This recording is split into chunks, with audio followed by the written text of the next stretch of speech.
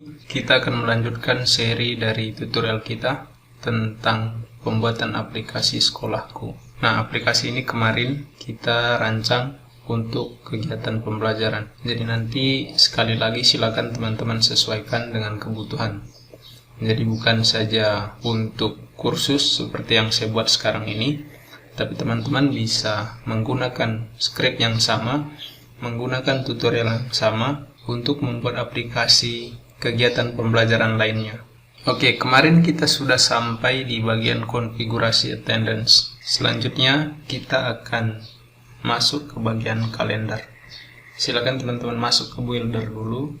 Kemudian kalau sudah masuk ke editor seperti ini, silakan teman-teman lanjutkan klik di bagian kalender. Kemudian silakan teman-teman buat kalendernya di bagian add content, klik tanda plus, kemudian kita pilih yang custom. Kita akan buat satu persatu ya. Misalnya di yang pertama ini kita akan kasih nama kalendernya ujian sekolah, entah itu UTS, UAS, nanti kita tambahkan di bagian sini. Setelah itu klik OK. Setelah kita tambahkan judul, selanjutnya kita add eventnya, klik di bagian sini, kemudian nanti muncul seperti ini. Nah, di bagian title kita bisa isi sesuai dengan jadwal yang kita ingin buat. Misalnya tadi tambahkan dulu yang pertama, misalnya UTS. Misalnya di bagian subtitle kita isi ujian tengah semester. Kemudian di deskripsinya teman-teman bisa kita copy yang ini atau sesuaikan saja, nanti kalau seandainya ada deskripsinya silakan teman-teman tambahkan di sini. Kita Ctrl V, kemudian tanggal mulainya. Jadi kita tentukan kapan ujian tengah semester ini dimulai. Misalnya di sini saya tentukan dari tanggal 24 Agustus ya. Kemudian waktu mulainya kita setlap katakan dari 7.30. Kemudian tanggal akhirnya itu sampai kapan, misalnya dalam kurun waktu seminggu, jadi kita sampai tanggal 29. Kemudian jangan lupa juga tentukan waktunya seperti ini. Kemudian di ending time-nya juga silakan teman-teman sesuaikan. Kemudian lokasi dari dilaksanakannya ujian ini, teman-teman bisa tambahkan di sini. Kemudian kalau seandainya ada link maps dari lokasinya, silakan teman-teman tambahkan di sini. Di bagian misalnya saya tambahkan alamat saja. Kemudian, nah ini link maps-nya, silakan teman-teman tambahkan di bagian sini. Kemudian RSVP ini, nah ini biasanya untuk yang event online, ini linknya diisi di sini. Tapi karena kita tidak bikin, kita kosongkan saja. Kalau seandainya ada websitenya, silakan tambahkan di bagian sini. Saya tidak akan tambahkan. Kemudian di bagian illustrationnya saya tambahkan gambar. Misalnya saya tambahkan gambar yang ini. Nah, setelah selesai kita klik di button OK. Kemudian kalau sudah gambarnya terupload, kita scroll lagi ke atas, kita klik di OK yang di bagian sini. Nah, ini sudah muncul. Kita bisa tambahkan lagi yang lain. Misalnya di sini UAS.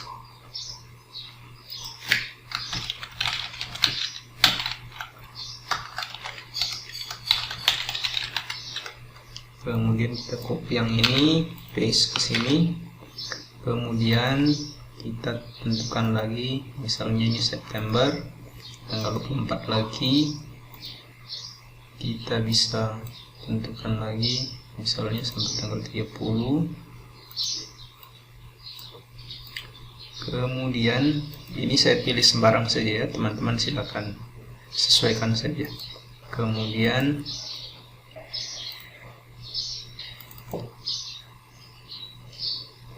oke, setelah terupload kita klik di OK. Kemudian kita OK kan lagi. Kita cukup tambahkan 2 untuk yang di bagian ujian sekolah. Kemudian di bagian sini kalau seandainya teman-teman ingin menduplikasi atau copy jadwal yang sudah ada ini, kemudian nanti diedit, silakan klik di bagian duplicate saja. Oke, itu untuk yang bagian sini, kita klik OK. Kemudian kita kembali. Kemudian di bagian sini, kalau seandainya teman-teman ingin mengedit jadwal yang barusan teman-teman tambahkan, silakan klik di bagian Manage Content, klik ini, kemudian nanti muncul seperti ini. Atau kalau seandainya ingin tambah baru, ini kan tadi kalender sekolah. Misalnya kita tentukan lagi jadwal yang lain misalnya. Kita bisa klik lagi di bagian sini, kemudian tentukan lagi. Misalnya libur nasional. Kita bisa oke kan. Nah, yang di bagian libur nasional juga ini silakan teman-teman tambahkan. Misalnya di sini kita isi Sumpah Pemuda. Kemudian kita bisa isi 28 Oktober 1928. Kemudian deskripsinya silakan teman-teman tambahkan. Misalnya copy yang ini saja, kemudian kita tambah di sini. Kita bisa tentukan 28. Kemudian kita bisa mulai. Kemudian kita akhiri juga, misalnya tanggal 29. Kemudian alamatnya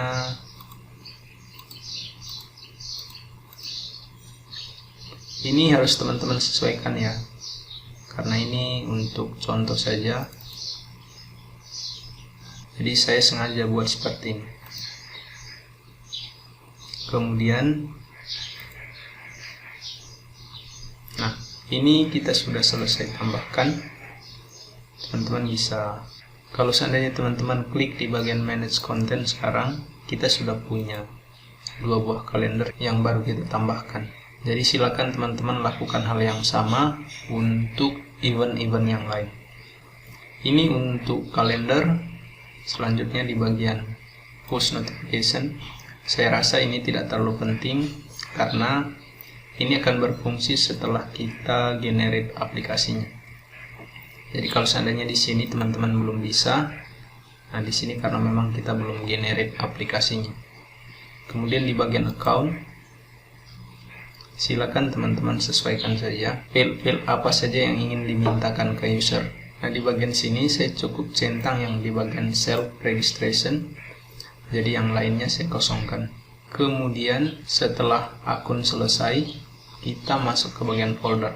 Nah ini yang penting teman-teman. Oke, setelah teman-teman masuk ke folder kedua, teman-teman silakan sesuaikan dengan yang saya buat ini. Nah, di sini saya buat title-nya seperti ini, daftar materi. Kemudian di dalam daftar materi ini saya isi beberapa subfolder. Teman-teman bisa lihat ada informatika sampai monetisasi. Di mana di masing-masing subfolder ini ada isinya. Kalau seandainya saya klik di sini sekarang, nanti muncul konfigurasi dari yang subfolder informatika. Kemudian di bagian atas ini ada isinya, yaitu modul custom page, sesuai dengan konsep kita ya. Kemudian kalau seandainya teman-teman klik di custom page, nah di custom page ini saya buat seperti ini. Di bagian atasnya ada cover, kemudian di urutan kedua dan seterusnya itu attachment seperti ini, dimana di sini isinya adalah file PDF dari materi sesuai dengan judul yang kita tambahkan di sini. Tadi di bagian sini kalau teman-teman perhatikan, ini sub kategorinya adalah informatika atau subfolder ya. Kemudian ketika informatika ini diklik, maka muncul modul custom page yang sekarang kita ubah jadi kelas 8. Begitu juga dengan yang di bawahnya. Jadi ini dua-duanya adalah modul custom page, di mana di dalam custom page ini kita isi fitur attachment atau untuk tambahkan PDF. Seperti itu ya. Karena materinya saya ambil dari PDF, jadi saya tambahkan seperti ini. Kalau seandainya teman-teman ambil materinya dari web atau dari link-link luar, maka yang custom page ini teman-teman bisa ganti dengan link. Atau kalau seandainya teman-teman menggunakan iframe, source code iframe maksudnya, teman-teman bisa langsung paste di bagian source code. Nah, ini untuk bagian materinya. Kita bisa kembali. Kemudian untuk settingan folder P2 sendiri, di bagian pertama ini, kalau teman-teman buka folder P2, maka nanti tampilannya seperti ini. Kemudian di bagian settingnya, di sini tidak ada yang dicentang ya. Cari kolom pencarian, saya tidak centang. Nah, di bagian desain ini saya gunakan layout 3. Teman-teman bisa cek di bagian sini. Kita kembali ke bagian folder. Nah, setiap subfolder ini memiliki settingan layout yang berbeda. Ini kan tadi di induknya itu yang ini. Kita set settingannya ke layout 3. Kemudian di bagian folder, kita klik salah satu folder, let's say yang informatika. Nah, untuk ubah layoutnya supaya berbeda dengan yang tampilan dari folder induk ini, kita bisa ubah di bagian sini. Klik di tanda edit, nanti muncul di title sini informatika. Saya gunakan layout 1. Nah, layout 1 tadi teman-teman bisa lihat di sini. Dia seperti ini, list ke bawah seperti ini. Nah, untuk ceknya teman-teman bisa lihat di bagian informatika tadi seperti ini tampilan, dia ke bawah, tidak seperti yang induk tadi. Kalau yang induk kan dia kotak-kotak card seperti ini. Kalau yang layout 1 dia list ke bawah seperti ini. Kemudian di bagian sini saya isi covernya, jadi silakan teman-teman sesuaikan. Yang thumbnail ini untuk icon di bagian depan yang muncul di bagian sini. Sedangkan yang cover ini, yang ini munculnya itu di bagian dalam sini. Begitu juga dengan yang lain. Misalnya yang di bagian pengembangan, di sini saya gunakan layout 1 juga. Kemudian gambarnya juga saya tambahkan. Kalau seandainya teman-teman lihat di bagian pengembangan, ini sama juga. Jadi saya isi custom page di dalam subfoldernya. Nah, di dalam tutorial ini saya hanya menggunakan subfolder. Kalau seandainya di dalam subfolder terdapat subfolder, jadi kan tingkatannya folder, subfolder, subfolder, maka teman-teman bisa drag yang misalnya saya ingin tambahkan yang subfolder pengembangan ini di dalam informatika.